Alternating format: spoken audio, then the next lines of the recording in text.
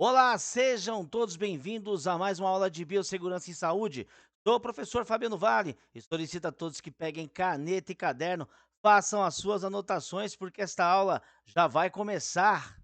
Então vamos lá, vamos começar a falar dos conceitos, né? O conceito, um aspecto geral, biossegurança significa vida mais segurança, uma vida segura, ou seja, uma vida livre de perigos. Bem, a biossegurança pode ser compreendida como um conjunto de normas e medidas que visa a proteção da população e, claro, os profissionais de saúde. Os profissionais de saúde estão expostos a diversos riscos em suas profissões, devendo seguir sempre as medidas de biossegurança. Biossegurança pode ser definida como um conjunto de medidas que busca minimizar os riscos inerentes a uma determinada atividade. Estes riscos não são apenas aqueles que afetam o profissional que desempenha uma função, e sim todos aqueles que podem causar danos ao meio ambiente e à saúde das pessoas. Que diz respeito aos profissionais de saúde, a biossegurança preocupa-se com as instalações laboratoriais, as boas práticas numa ambiência hospitalar, os agentes biológicos aos quais o profissional está exposto e até mesmo a qualidade da equipe de trabalho.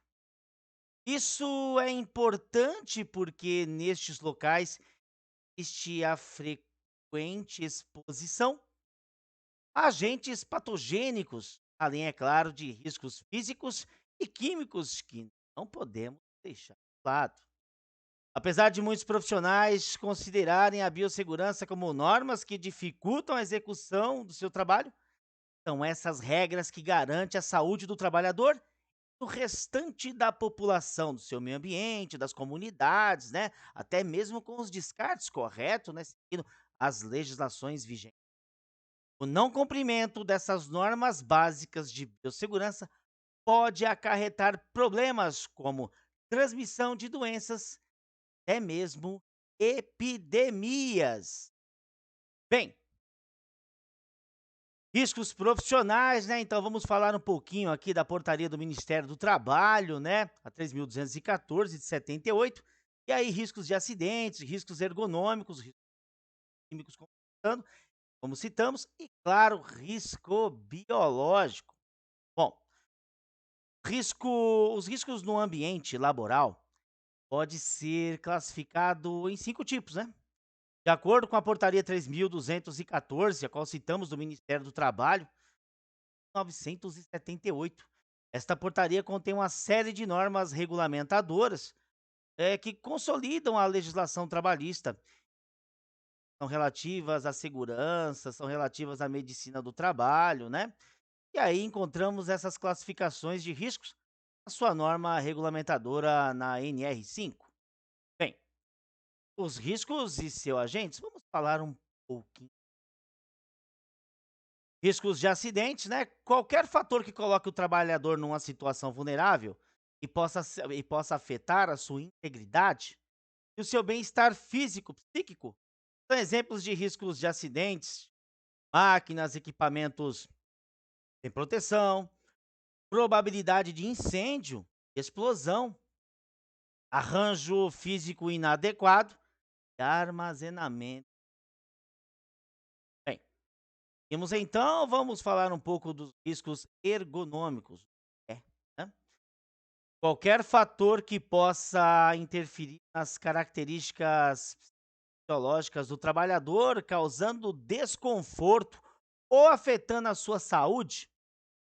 Bem, são exemplos do ergonômico, né? O levantamento de peso, ritmo excessivo de trabalho, aquela celeridade, né? Monotonia, repetitividade, postura inadequada no trabalho. Bom, riscos físicos, considera-se os agentes de risco físico, as diversas formas de energia que possam estar postos aos trabalhadores, tais como ruído, calor, frio, pressão, radiações ionizantes, não ionizantes, vibrações. Riscos químicos, né? Considera-se os agentes de risco químico as substâncias compostas de produto que possam penetrar no organismo do trabalhador, seja pelas vias respiratórias, nas formas de poeiras, eh, fumos, gases, neblinas ou vapores, ou que seja pela natureza da atividade, posição, e possam ter contato, né, ao ser absorvido pelo organismo, através da pele, através da ingestão. Bom, seguimos então, né, o risco biológico, né, o qual nós iremos ainda tratar, iremos falar muito, que está atrelado, logicamente, né, aos EPIs, né?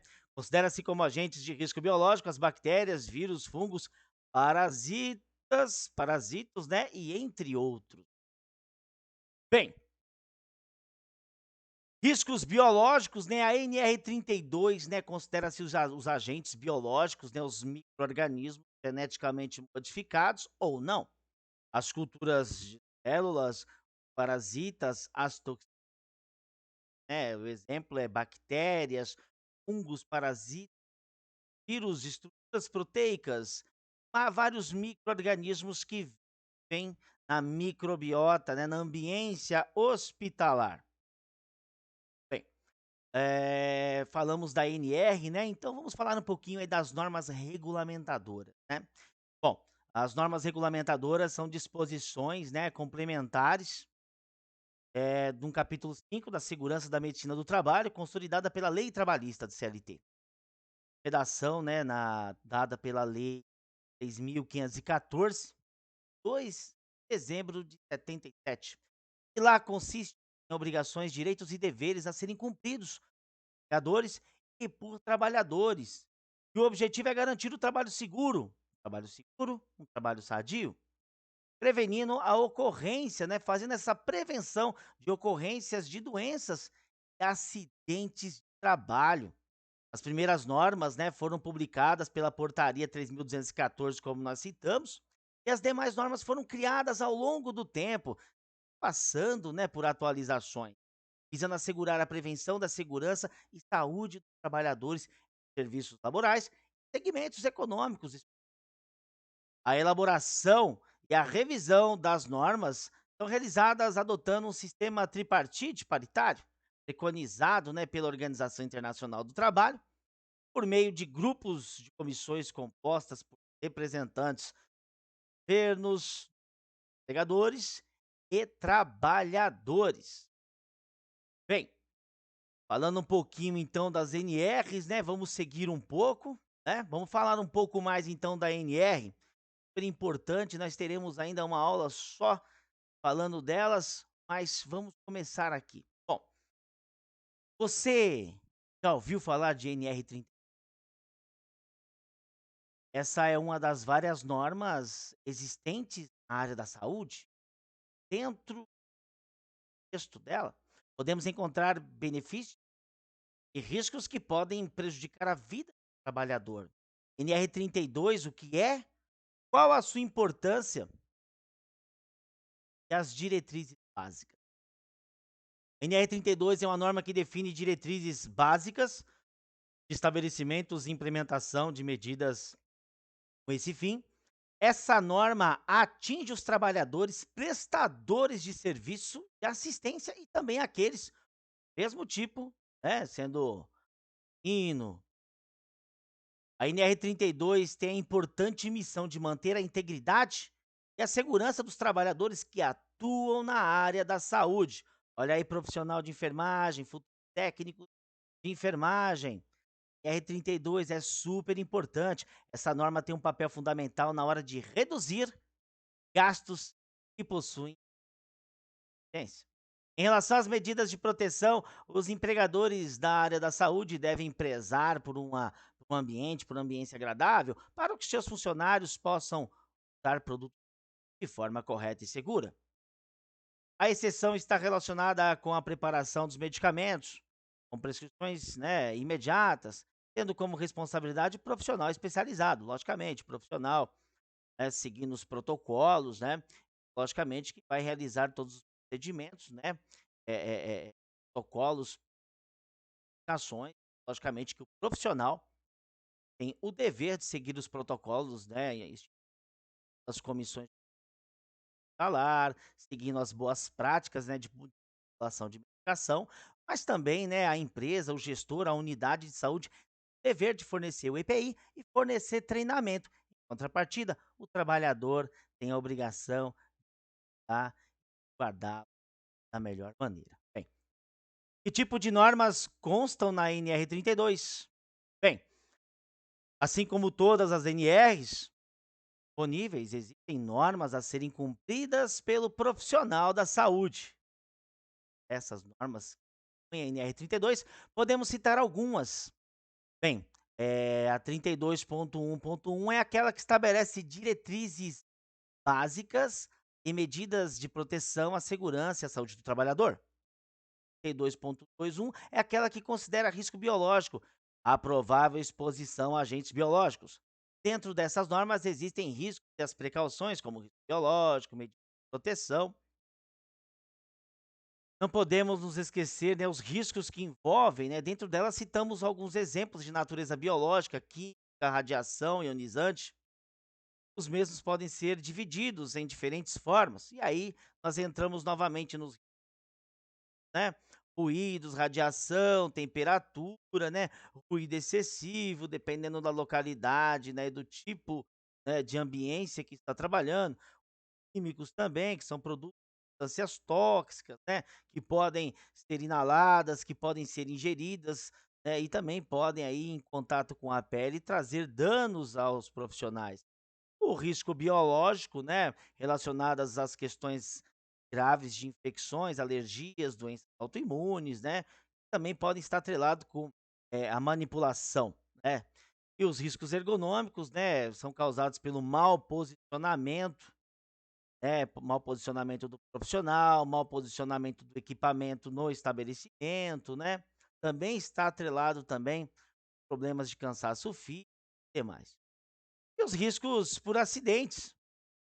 Os riscos de acidentes são aqueles que prejudicam diretamente o trabalhador. Entre os acidentes ocorridos e suas sequelas, podemos citar deficiências físicas causadas por equipamento, né, com mau funcionamento, né, até inseções. Para evitarmos que esses riscos ocorram, é necessário seguir algumas dicas importantes, né? Aí entra os protocolos operacionais padrão, a obrigatoriedade, né, da utilização dos equipamentos de proteção individuais, os EPIs, né, o descarte apropriado dos materiais, dos insumos, né, o descarte correto. Logicamente que sempre a unidade deve adotar e o profissional colaborador aderir à educação continuada. Além disso, os estabelecimentos, né, necessitam de certo nível de biossegurança. Ter um local seguro, eh, uma logística bem posicionada, faz com que a clínica ou um hospital se tornem locais seguros e viáveis. A biossegurança, as práticas e demais tecnologias ajudam a evitar uma exposição a agentes de natureza patológica. As estratégias aplicadas, né, colaboram com a redução de interações, né, ajuda a reduzir acidentes. Com base no contexto abordado na NR32, né, podemos ver que existem potenciais riscos à saúde do trabalhador, se o mesmo não estiver preparado, se o mesmo não tiver conhecido. É importante que as organizações tenham cada vez mais para melhorar as suas estruturas e demais componentes estabelecidos. É importante que o profissional de saúde conheça na íntegra a NR30. Bem, seguimos então, né? Depois nós teremos aí uma aula que iremos tratar diretamente dessa norma muito importante. Vamos aqui então falar um pouco, né, de vias de transmissão. Bem, antes de nós entrarmos nas questões de então, é importante nós entendermos um precaução padrão. Precaução padrão, né, visa reduzir os riscos de transmissão de micro-organismos no hospital que constituem basicamente a higienização das mãos. Uso de equipamento de proteção individual EPI, caso seja necessário. E o manejo e descarte correto de materiais perfluorocortantes. O objetivo de precaução padrão. O objetivo é reduzir riscos de transmissão de agentes infecciosos, inclusive os vinculados por sangue, fluidos corpóreos ou presentes em lesões de pele, restos de mucosas, órgãos e contato, fluidos corporais. São esses equipamentos de precaução padrão, né? São os EPIs que realmente protegem o colaborador. Precaução padrão: higienize as mãos antes e após o contato com o paciente. Óculos, máscara cirúrgica, avental, quando houver o risco, né, de contato, quando tiver indicação, quando tiver contato com secreções e o descarte adequado dos pérfuros contaminantes. Bem, já que citamos então essas precauções, agora sim vamos falar então da via de transmissão. Bem, via de transmissão direta, transmissão do agente biológico, né, sem a intermediação de veículos ou vetores. Exemplos: transmissão aérea por aerossóis, transmissão por gotículas e contato com a mucosa dos olhos. A indireta, transmissão do agente biológico por meio de veículos ou vetores. Exemplo: transmissão por meio de mãos, né, pérfuro cortantes, luvas, roupas, instrumento, vetores, água, alimentos e a própria superfície. Muitas doenças são transmitidas pelo contato com o cliente-paciente ou com suas secreções. Bem, esse tipo de transmissão, ele muito incomum. Pode acontecer, logicamente, se o profissional não tiver. Os tipos de transmissão, né, por contato podem ser diretos e indiretos, como citamos. Contato direto, transmissão que corre, né, com contato da superfície corporal de uma pessoa infectada, espécie de para a pessoa, e não envolve nenhum objeto intermediário.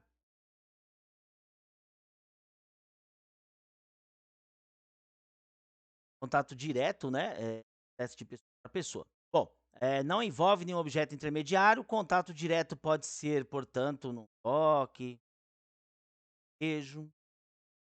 Contato indireto, essa transmissão consiste na transferência de micro-organismo causador da doença via algum objeto que foi contaminado pelo paciente.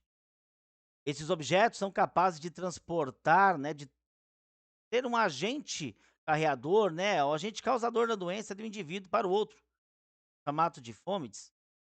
Fomite seria qualquer partícula capaz de transportar germes patogênicos. A transmissão direta é aquela que ocorre de um organismo para o outro, sem necessidade de veículo para o agente infeccioso.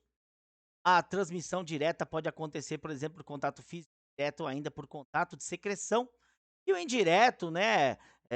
Já a transmissão indireta, agentes infecciosos, decorre mediante a veículo de transmissão. Este tipo de transmissão, o agente pode ser transmitido objetos, materiais contaminados, por meio de um vetor, e até pela mobília, pelo toque, né? Bem, estamos, né, nessa parte, vamos dar seguimento, então. Precaução padrão, já citamos, né? Precauções padrão devem ser adotadas no cuidado a todo e qualquer paciente para reduzir a de micro-organismo para prevenir infecções cruzadas, né? Elas são indicadas na presença de sangue e fluidos corporais, secreções, excreções, exceto mucosas na. Depois iremos abordar esse assunto, né, com mais profundidade sobre processos de infecções cruzadas, exógena e bem. Dando seguimento, então, medidas que compreendem precauções padrão são higienização das mãos, uso de equipamentos de proteção individual, que é o EPI, cuidados no descarte de objetos pérfuro-cortantes e o cuidado com os artigos como roupas, equipamentos e superfície. Bem, vamos falar um pouco então da higienização das mãos, né? Bom, uma das principais normas de biossegurança em hospitais e clínicas, laboratórios, unidades de saúde, respeito à higienização das mãos. Elas sempre devem ser eh, lavadas antes do preparo, da administração medicamentos e do manuseio do paciente. Apesar de simples, essa é uma das medidas que mais evitam a propagação de doenças. Profissionais de saúde também devem ficar atentos, né, aos seus equipamentos de proteção, os EPIs, tais como os jaleco, aventais, óculos, que devem ser usados apenas no local de trabalho, e nunca nas áreas públicas, ou mesmo em refeitório, copas, no interior de uma unidade. Além disso, é importante não abraçar pessoas, bebês utilizando jalecos, uma vez que existem contaminados, até aquele jaleco sim. Apesar de ser uma recomendação conhecida por todos os profissionais de saúde, é muito comum observar essas pessoas utilizando jalecos em áreas públicas, transportando-os, né, de maneira inadequada. Pode ocasionar o transporte de agentes patogênicos para fora das unidades de saúde, causando doenças na população. Um ponto importante que merece destaque é a propagação de bactérias existentes. Normalmente, são encontradas, né, em ambiente hospitalar. Porém, podem ser facilmente levadas até a população em virtude da falta de conhecimento dessas normas de bio. Logicamente, nós temos pessoas, né, com doenças autoimunes, né, com o sistema imunológico deprimido, e aí o profissional, né, que infelizmente, né, está andando com o jaleco após trabalhar num setor que teve contato com contato, micro-organismos patógenos, e aí acaba levando esses micro-organismos para fora e infectando pessoas autoimunes, pessoas idosas, pessoas com sistema imunológico deprimido. Bem, as luvas também são um dos equipamentos de proteção que merecem destaque. Elas devem ser utilizadas, né, sempre que necessário e trocada após cada procedimento. Após a remoção, é fundamental dar destinação correta, a esse tipo de material, assim como todos os materiais que tiveram contato com material biológico. O descarte correto é extremamente importante para a segurança de todos. Profissionais de saúde estão expostos frequentemente a material biológico. Por isso, os riscos de contaminação podem ser altos a depender da atividade realizada. Os acidentes com esses profissionais geralmente envolvem ferimentos, com agulhas ou outros materiais cortantes e contato direto com fluidos, com sangue ou materiais contaminados. Dentre os mais envolvidos com esses acidentes, destacam-se os profissionais de enfermagem. Diante da exposição frequente aos agentes patogênicos, recomenda-se que os profissionais de saúde mantenham atualizadas as suas carteiras de vacinação. As vacinas são uma das melhores formas de prevenção contra doenças infecciosas. É importante frisar: qualquer acidente ocorrido em saúde durante o desenvolvimento da sua atividade é considerado acidente de trabalho. E em casos de acidente com material biológico, é importante lavar o local de contato ou a lesão, né, e notificar a chefia imediata. Vai analisar o acidente. Essa análise observará qual material biológico esteve presente e posteriormente será observado se o material pode ou não transmitir algumas doenças infecto-contagiosas e AIDs. Logicamente que se tiver oportunidade no caso, souber quem é o paciente, onde será feito alguns exames, logicamente dado, né, o início da PEP, né, realização da quimioprofilaxia após esse momento. Importante, né, então seguir esse protocolo chamado PEP, que é a profilaxia pós-exposição. Bem, higienização das mãos é distante do ideal. Enfermeiros, técnicos, médicos e até familiares devem adotar o hábito de higienizar as mãos. 100% dos 5 momentos preconizados pela Organização Mundial da Saúde. Mesmo que este é um tema recorrente em treinamentos para profissionais de saúde, a literatura médica, né, mostra que a adesão à prática da higienização das mãos é cerca de 40% apenas. Mais ou menos como se de cada 10 oportunidades de higienizar as mãos, o profissional realizasse a ação em apenas 4 delas. Momento de reflexão, fazer a diferença é fazer diferente. Você, profissional, técnico enfermagem, futuro profissional técnico de enfermagem, higienizar as mãos, ato de responsabilidade e salva vidas. Bem, alunos, chegamos ao final desta aula. Grande abraço a todos. Esqueçam que ainda teremos atividade. Até a próxima aula, alunos. Grande abraço.